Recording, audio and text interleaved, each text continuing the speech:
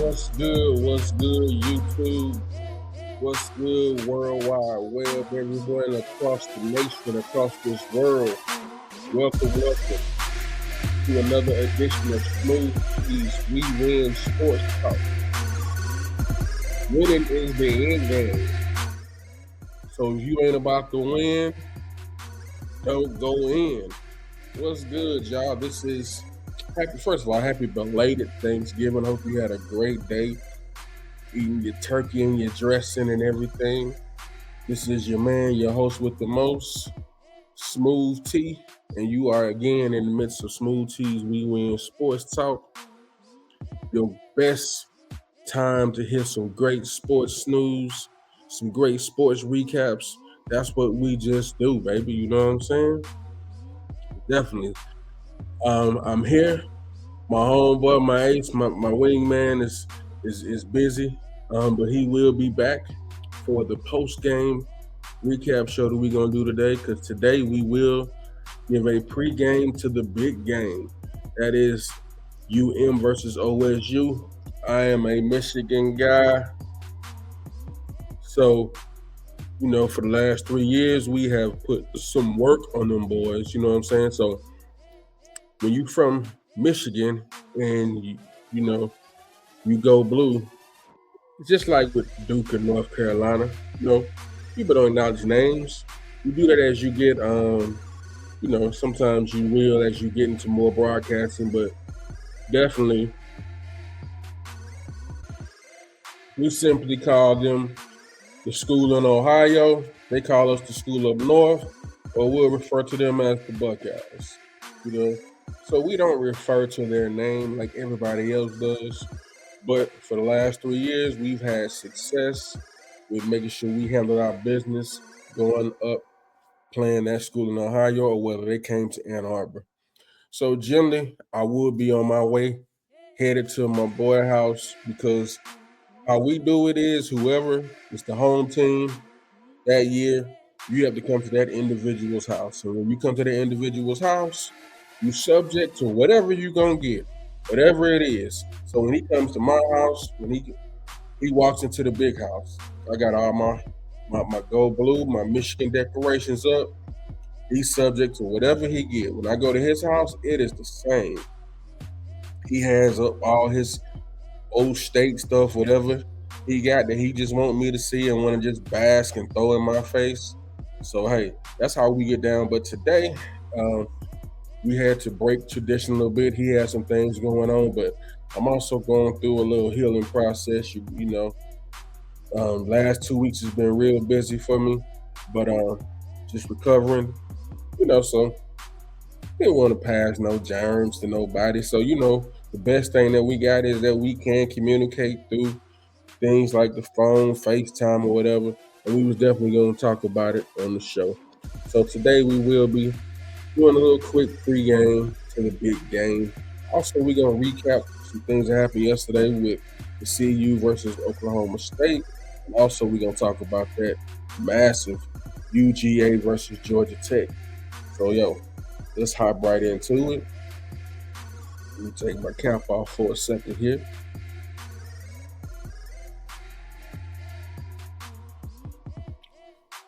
But definitely, yesterday was a really big day. Let's do it like this. Yesterday was a huge day in Boulder. Senior day in Boulder, Colorado. Big day, Colorado. Still having, hopes of maybe getting to that Big 12 championship game after everything that went down in Kansas. Move forward past that. Senior day was a great day for the Buffaloes, man. It was an emotional day for them guys. Coach Prime's last time he'll be coaching in Folsom Field with his sons, with Shador Shiloh, with Travis Hunter, who he considers a son. And in the words of Coach Prime, all them guys are like sons of him, all those seniors, man. That's the one thing that I appreciate about Coach Prime is the fact that he takes pride, and wanting to develop those young men. And which is one of the reasons why I've said it over and over, and even he said it, that him going to the NFL, it's not going to happen no time soon. He has guys that he's developing, people that appreciates what he's giving out. Also, just because of the fact of the patient level that he has, as far as you know, being able to deal with those young men compared to trying to convince grown men that are getting paid to play a sport that he was so dominant in to do certain things. And he said it that his patience level isn't there, because I can't understand how you're getting paid to do a job and you're not giving it your all effort. So definitely a very emotional day for him. You could even see it when he was doing his pregame speech to the team, and even after the game, or even before the game when they talked to him, you could see it. But it was a beautiful day in Boulder. Senior day, everybody walked down. He even walked with Jimmy Horn Jr. Just to show love. But the last time, you'll have Coach Prime, Deion Sanders Jr., Bucky, Shiloh, and Shador in the same place all the time.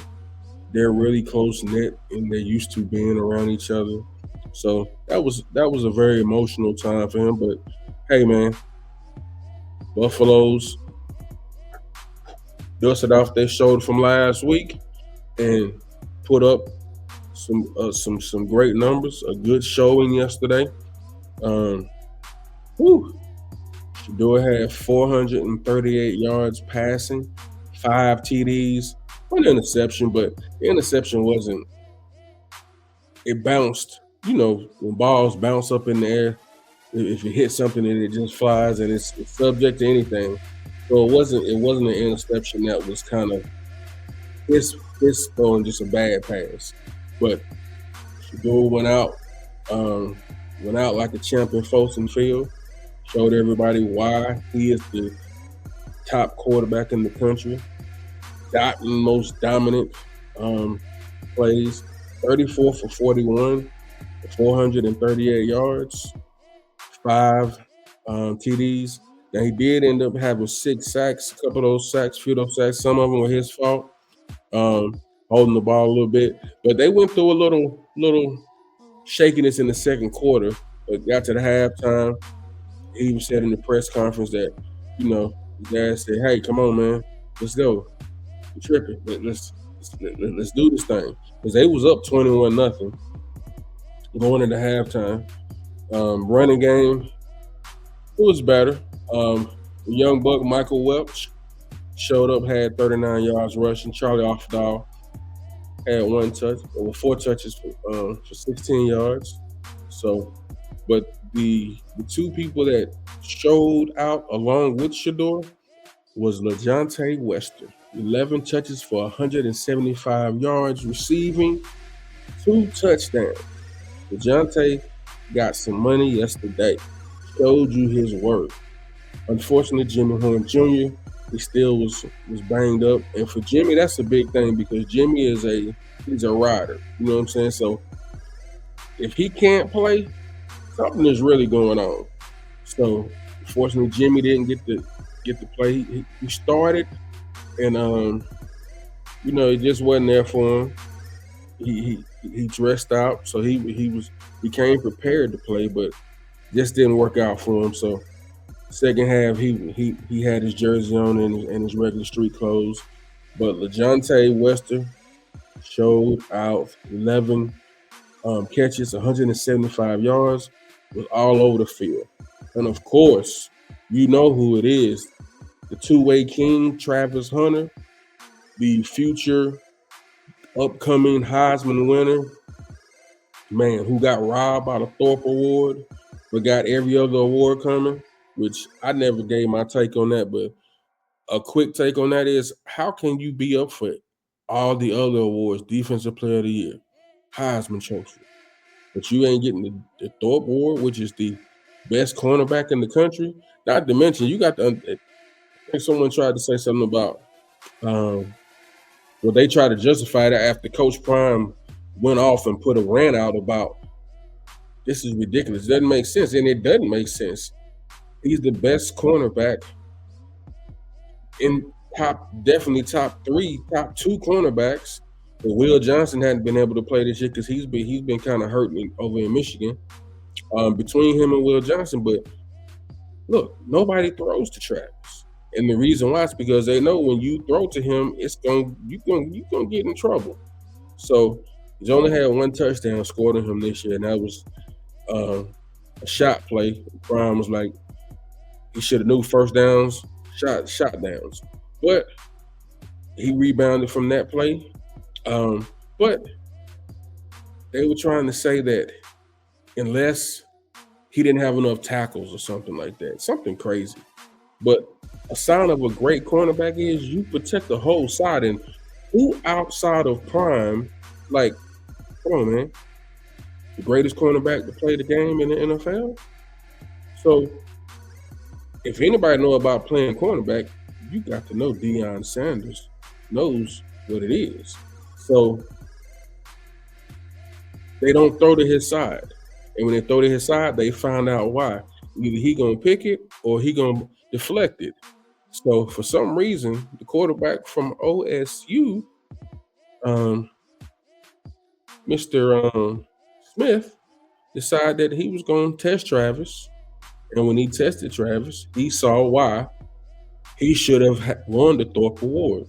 Travis is great with his hand and his ball and hand coordination, hand-eye coordination with finding the ball. He threw it up there. And when he's in zone, it's a wrap. Not only can he play man-to-man, but when he's in zone and he's seeing what's going on, it's a wrap. Got it, snatched it, bam, interception. Then he almost had two other interceptions that he should have had. Should have had two interceptions, almost three. One of them just went through his hand that I bet you he wish he could have got that back. But for him to not be a part of that Thorpe Award as the best DB, or at least, okay, if you know, if he wasn't even a finalist, that's what's more ridiculous than anything. How are you not a finalist of the Thorpe Award and you are arguably, not even argument really, one of the best DBs in the country, if not the best DB in the country, along with being one of the best wide receivers in the country, playing two ways. So Prime kind of put it together as, okay, if all these awards are on the same day, so they figured maybe he wouldn't show up for the award. Okay, but at least make him a finalist. Don't be disrespectful and say he don't deserve to be a finalist. Come on, man. That's crazy. Long story short, man, Travis Hunter comes with 10 receptions, 116 yards, interceptions, pass deflects, at least 3 pass deflects, 2 almost for another interception. So he literally could have had 2 interceptions, but he also, to go along with that, 3 touchdowns, hit the end zone 3 times. So by far, a very dominant game on defense with deflections and interceptions and tackles. Also on offense, 116 yards passing with receptions, 3 touchdowns in the end zone. So how is he not the Heisman winner? So that's, Prime said it. He solidified himself for the Heisman last night. That game right there, he showed you why he was a him. And, you know, I told you I'm a gamer, so he showed you why he was the best player on the game. People doubted it, but all that dude do is love football. He goes to practice. He trains. He watches film. He goes and through recovery, gets treatment for his body, goes home. He doesn't party, doesn't drink. He's good on and off the field. 4.0 student, GPA. So in the classroom, he can be trusted on the field. Loves kids, has a great reputation in the community, you know. So, hey, man, the guy is just a great football player. He's a one-of-one, you know. I know his little brother Travis is coming up. He fast as lightning too, though. He pretty fast himself. So hopefully, you know, he'll spend some time working with his big bro, and you might see round number two. But as of right now, he's a 1-of-1, man. Nobody's done what he's done, which is the reason why he deserves and should unanimously win that Heisman Trophy. So, long story short, man, Colorado was dominant yesterday. Offense, like I said, Travis Hunter showed out. DeJounte Wester showed out. Shador showed out, went out with a bang. Man, on defense, um, they played a dominant game. Oh, we didn't even talk about the score. Dominant to the tune of a cold 52-0. They put a 50 burger up on their last game at Folsom Field for the seniors, which is a dominant game. And now you got to remember, Oklahoma State has one of the quote unquote superior running backs with Ollie Gordon. He had 4 touches, 10 yards. They shut the run down. Special teams showed up and played special. The defense did their job. Offense did their job. A lot of times for their running game, they offset that with short passes. So that can be just like a sweep or a pitch with certain short passes left or right. So they can do a lot of that to offset the running game. Now, they will improve on the running game because they do have some stallions, you know, in the barn waiting. And what's getting ready to happen with this transfer portal, what's getting ready to happen for the years to come, which is another reason why Coach Prime ain't going nowhere, y'all. Don't let the media sit up here and give you all that nonsense, that hype about, oh, he should be in Dallas. No. Even to the tune of that 52-0 win had one of the Deion Sanders haters just been like, really, dude? One of them kind of haters eating crow for the last few weeks, and definitely was eating crow last night when he was talking to Joel Clapp. So I'm not even gonna say his name because even though he's eating crow and he said he was wrong, I'm not gonna give him the platform on my platform. But y'all know who he is. If you don't, just do your research on who been hating on Prime, who been hating on Colorado, saying he wasn't a good coach, saying they wasn't gonna be good this year. There's a couple of them out there. There's 2 main ones, but yeah, had him eating crow last night. So definitely a big game for Colorado yesterday. Went out with a banger. It was football cold weather yesterday, and they showed up for the fans, man, and man, beautiful. It was very emotional for Coach Prime. Like I said, even in the post game interview, even in the pregame interview when she was talking to him, you could tell the emotions that were there. So beautiful moment for him, beautiful moment for the fans, for his family. Defense did a great job. Shiloh had 4 tackles. Carter Stoudemire had 4 tackles. Tofik Thomas had 4 tackles. Everybody showed up. And defense was just dominant.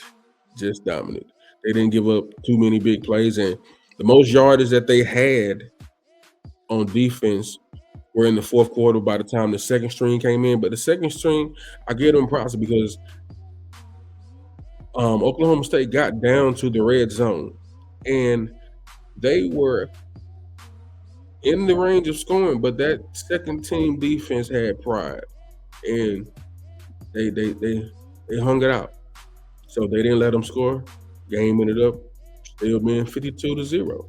So they played with big pride for their senior players. So big ups to Colorado on a big win yesterday, 52-0. Yes.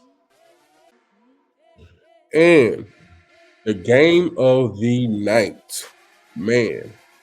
Whoa. When I say whoa, Georgia Tech going into Athens versus the Georgia Bulldogs. The Yellow Jackets gave Georgia all they could handle with that game.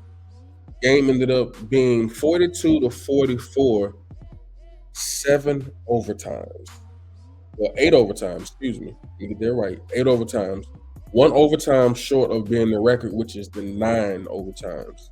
But once you get to the third overtime, it's all about 2 point conversions. You're going back and forth doing 2 point conversions. But even before that, Georgia came down they were down 17-0 going into halftime and bounced back. And they went back and forth. Um, I'm gonna be honest with you. Georgia Tech is a team that I've watched this year. I kind of root for Georgia Tech a little bit because they're actually the team that is actually in the heart of Atlanta. And I was a big, I was a Georgia Tech fan back in the '90s, man. Especially, I'm a hooper, and I love Lethal Weapon 3. Kenny Anderson was my favorite point guard. Him and Isaiah Thomas, my favorite point guards of all time. I watched so much film on Kenny Anderson and patterned my game after Kenny Anderson, Isaiah Thomas. So love those dudes, man, on the court. And Lethal Weapon 3, I grew up the same area as Brian Oliver did when he was playing for Wills High, going to Smyrna. I remember going to the boys club and seeing Brian Oliver. He coming there with his basketball. Always had a ball with him. Always had a ball with him. And even though I went to the rival school at Wills when they were at school, he was a Will Tiger, and the rival school to them were the Osborne Cardinals, or at the time was the Campbell Spartans. And they ended up combining Campbell and Wills to turn it to Smyrna High. And then the family didn't like that, so they put out a little semi-lawsuit and they changed the name back to Campbell. So they became the Campbell Spartans. Um, so I remember Brian, and Kenny was my guy, and then Dennis Scott, the 3 ball, 3D. And Dennis Scott, before he left, he was really adamant about getting in shape, and he did that year when Lethal Weapon 3 just came out and just exploded. Final Four versus UNLV against that running Rebel team with LJ and Stacey Augman and Anderson Hunt and man and Greg Anthony, man. Shark Tark with that towel, always holding it, but Georgia Tech put up everything they could against that team. But long story short, so I always had a little love infatuation for Georgia Tech. Plus, they got those colors I like. They got that gold. They got a little bit of summer Michigan, summer Colorado. That gold and navy blue. But Yellow Jackets. So I watched them this year early. I started watching them last year, and I saw what they were doing and with their head coach, and we started really investing into their program. Plus, not only is that, he's an ex-Georgia Tech player, so he's somebody that has the heart of the Yellow Jackets. But long story short, man, they got Haynes King, they got Jamal Haynes, and they were really good.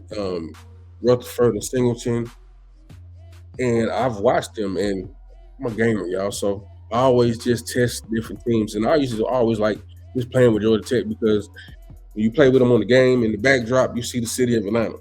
So, I always had a rooting for them. So I kind of knew that they would be a tough matchup. I mean, this wasn't gonna be the year where Georgia was gonna big brother them and just manhandle them. And sure enough, Georgia Tech gave them all they could handle. Georgia, big up, because at the end of the day, they won the game. Running back, little Nate Frazier, freshman, took it in to seal the game for them. However, Georgia Tech should have won that game. They were well capable of winning that game. And I know you don't think about moral victories, and I ain't giving them no moral victory because on the way home from Athens on that bus to Atlanta, I'd have been it wouldn't have been no celebrating. I'd have been pissed. I'd have been highly upset because um, they had that game in their hand and they let it slip out. But it just shows a credit to that coaching staff for what they're doing and how they've been able to just bring that team along. But Georgia Tech really gave Georgia all they could handle. Um, Carson Beck did show up, played a great game because, like I said, they were down 17 points, and to and that really didn't phase me when Georgia Tech was up 17 because I've seen Georgia come back from worse. When they came back from Alabama and they came back from other teams, I've seen them come back from worse, come back from 24 points down, 21 points down. So that 17 wasn't nothing. It was just a matter of Kirby Smart going in there and making adjustments. And that's actually kind of what sealed the game for them in that overtime because he just put out a flat out rush with Jackson and just going at Hayes King and just man, the two times where Georgia Tech could have really sealed it in overtime, Kirby was being smart. He would call timeout right before they hiked the ball and saw the play formation and switch it up. It got to the point if I was offensive coordinator, I'd have just said, okay, just do something. I'm not gonna give you the play until he called timeout. And then because he was doing it consecutively. Then finally on the last one he didn't, but he already knew what he was gonna do because it worked. And there was no adjustment made for the fact, okay, if they rush us up the middle, which is what they were doing, how can we fix this? And that's how they did it. That pass rush of Georgia ran up the gut, sacked Hayes King. Next thing you know, running back goes in. Georgia saved, the fact that guaranteed themselves to be in the college playoff instead of losing that game and having to win or end in the SEC championship. They kind of secured their fate even better and secured, their standing as far as being able to be a part of the college playoff going into the SEC championship next week. But man, when I say it was a battle, defensive battle, offensive battle, back and forth, Georgia Tech gave them all they could handle. And, like I said, no moral victories, but big up definitely Georgia Tech for being in there and showing everybody, no, this ain't the same team that y'all could just run over like they did so many times in years past. We got something to say. The words of Andre 3000. We from the A and we got something to say. He said the South, but Georgia Tech had a good showing, but Georgia showed why they're who they are also. And one thing I say about Georgia, man, if you haven't seen it, man, their nighttime entrance, oh my goodness, it is fire. They up in that steam and music playing off and that thing raised up and they come out. It's pretty dope. But hey, Georgia did their thing. They have the SEC championship game coming up. So we'll see if it's gonna be Texas, if Texas wins, or we're gonna see who it's gonna be. But definitely great, one of the best games last night. I mean, it was a cliffhanger. So 8 overtimes for Georgia to pull it off, 44-42. So definitely big up to Georgia. All right. For the last part of the show, we are going to do the pregame to the big game, which, as you can see, I have my shirt on. This is the last time that I'm going to be able to, I'm going to continue to wear it, you know what I'm saying? But this is the last time this shirt will be relevant because we are coming up into that November football, playoff football for college football. You can see right here behind me with the 22 jersey, that's also the national championship hat. So, we coming up on now. When we wear this, it's just for remembrance because a lot of times people say, when you win a championship, it's one thing to win one, but can you win two? Well, I knew we weren't going to go back this year to win a championship. Although you would love it and want it to happen, I'm just a realist when it comes to my team. One thing about me is I'm not gonna dance no jig. I'm not gonna shuffle no feet. I'm gonna tell the truth. I'm gonna shoot as straight as arrow. If we suck, we suck. If we good, we good. I'll pump my chest in, but I'm gonna always tell the truth about my teams, no matter what. Whether it's my Falcons, whether it's my Braves, whether it's my Hawks, whether it's my Wolverines or my Buffaloes. I'm gonna tell the truth about my teams. With the Buffaloes, I'm a running back at heart, man. I'm a running back. So, you know, for us not to have the potent running game yet, because it's coming. I spoke to Coach Flea when I was up there in Colorado, asked him about the running game. No problem. He got some assurity of what's getting ready to happen for the future to come. But I just know, man, had we had a running game in Colorado, like that could help Shador, how much less pressure that they would have been so much more dominant because when you got a running game, if Dallin Hayden or Michael Welch or Gustav is running, say like Ali or Genty or just you give us some decent at least 75 yards a game, how much pressure that takes off the quarterback position, but how much it opens up the quarterback position. So I just tell the truth, man. So back to my Gold Blue Wolverines, I knew this wasn't our year to win another championship. Most thing I wanted for us was just to have a winning season, was to get to a bowl game in Sharon Moore's first year. Even though he is, he was playing, he was coaching the game last year when we beat Oak State. When we beat the Buckeyes.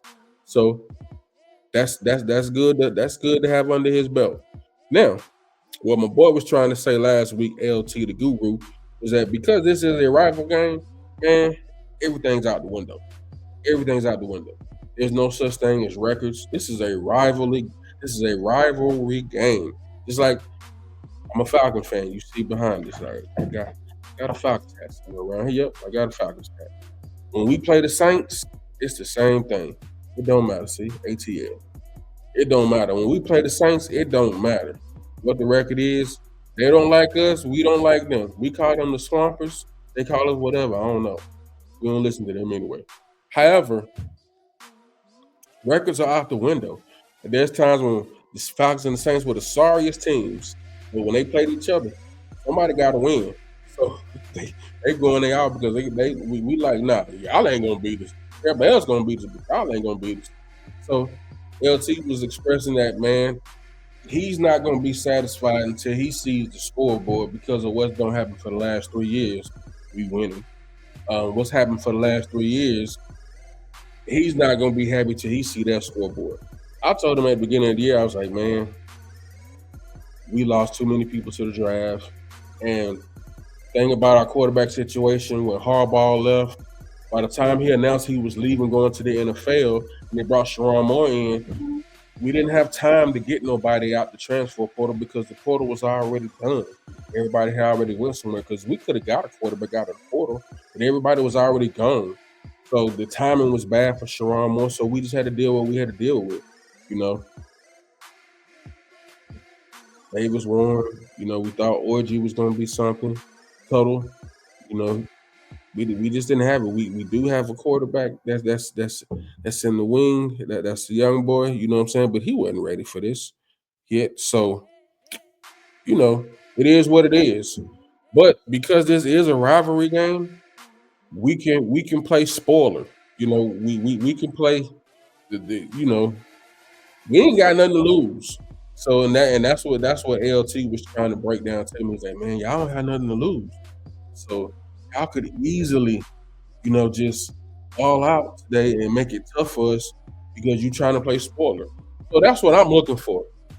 I'm looking for us to play spoiler. I'm not looking for us to be dominant like we were in the last 3 years. Now, one thing, Donovan Edwards has been at Ohio.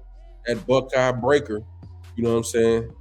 So if he can have a great game like he has in the past 2 years, awesome. You know what I'm saying? Now, thing is, we are down arguably top two players in Will Johnson and Loveland. Best tight end, best DB. And Will Johnson, I hate it for him because man, he's been out for like the last 5 weeks, so he hadn't really been able to show his worth, even though he's an elite cornerback and has been balling. So we, I saw that those two are ruled out. So hey, next man up. Let's go. Let's get it. So that's what we're gonna have to rely on. Hopefully, if we can slow that game down for them, because man, I'm not gonna lie, they are stacked. You know, they have probably when I seen them earlier this year, um, their running backs. They have Will Howard transferred from Kansas State, and they have the running backs. I mean, the Jenkins and Judkins, uh, man, and Jigba. Caleb Downs on defense. So they definitely have a team that can dominate. Like I said in a previous video, college football is never the same because Ryan Day said, "Hey, look, I need at least $13 million to win us a championship." They gave him 20, so he has the highest payroll for NIL money. Him in Texas, and both of those teams are in the hunt. But the thing about NIL money is you got to be able to make sure you got the chemistry, because you could bring in players, but do y'all gel together? And Ohio has proven that they can gel together. So I'm also a realist in the fact of, man, even though I may not like a team, I learned this from back in the '80s. Even though I may not like a team, if you got the skill to ball, I'm gonna give you a big prop. Like we grew up, you know, it was Lakers versus Celtics. Ain't nobody liked the Celtics. Ain't nobody liked Larry Bird. But it wasn't until as I got older and then I started looking at his game, I was like, yo, Larry Legend was a baller. He's a beast. You know what I'm saying? So I just adapted of, hey man, and he was always the same way. Like they didn't like the Lakers, but he knew Magic was that guy and he gave him his prop. Even when he played against Michael Jordan for the first time, he said, I just seen God in tennis shoes. That's not a man. You know what I'm saying? So I just learned I may not like the team, but I'm gonna give respect where respect is due.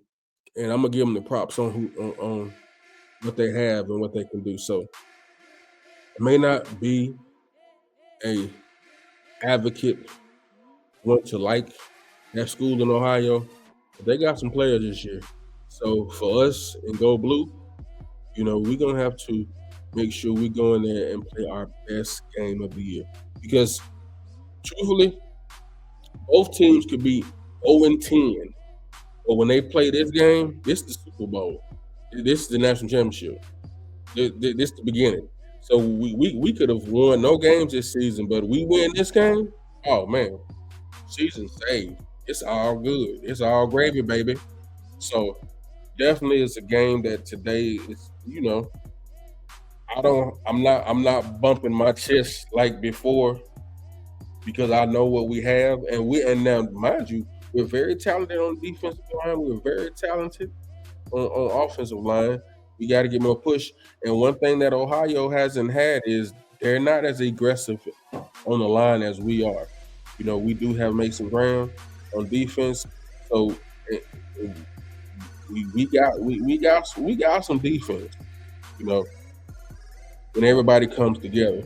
But of course, Will Johnson's not there. But next man up mentality. We just got to get out here and play. And if we play and can play spoiler and bring a good show, hey, we'll be in it. So we'll see. That game is going down in exactly 5 minutes. It's going to kick off. So, which brings us to what we about to do is close out this thing. It is a few games today that matter also. That Tennessee Vanderbilt game, that's an in-state rivalry. Of course, you got the Iron Bowl with Alabama and Auburn. You know, you have um, I'm missing it. Miami has to win in Syracuse to make sure they can solidify themselves to possibly getting into the playoff, or not even the playoff, but the ACC championship.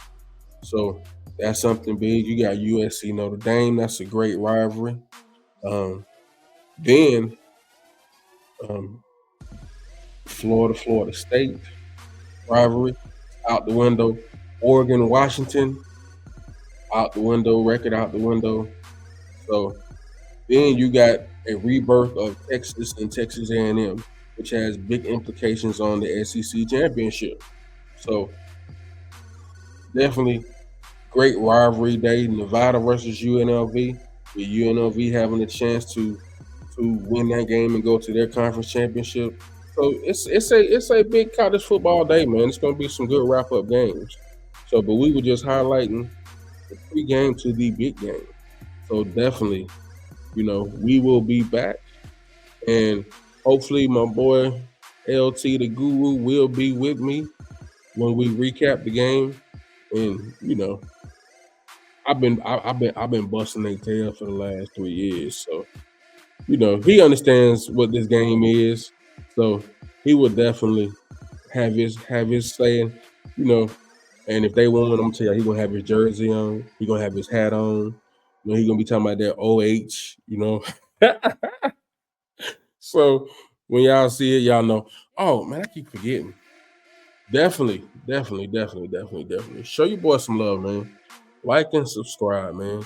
We're bringing out content. Just trying to do some stuff that we should have been doing, man. Sometimes you're just waiting for things to happen, waiting for people. Man, just go. Go and let God grow. You know what I'm saying? Let God do his thing. So that's what we doing here, man. Shout out to everybody. You know what I'm saying? That's showing support and showing love, man. Definitely. But thank y'all for showing up, man. It's been a great show, man. And we will be back later on today, definitely to recap the big game and the other games. So, you know, as always, yesterday was a great day. Let's go Buffs. And now we looking for that upset. Go blue, baby. Go blue. Yes, sir. But hey man, thanks for joining, man. This your boy, your host with the most smooth tea. You have been watching We Win Sports Talk. Remember, like and subscribe, man. Show the love, man. Like and subscribe. Let's run these numbers up. And also, if it ain't about the win, don't go in. Peace. Yeah.